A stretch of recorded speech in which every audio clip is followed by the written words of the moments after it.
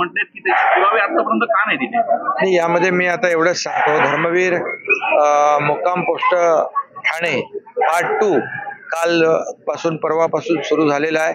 संपूर्ण राज्यभर मोठा प्रतिसाद आहे. सगळेच थिएटर हाऊसफुल आहेत आणि धर्मवीरला पहिल्या सिनेमाला यश मिळालं.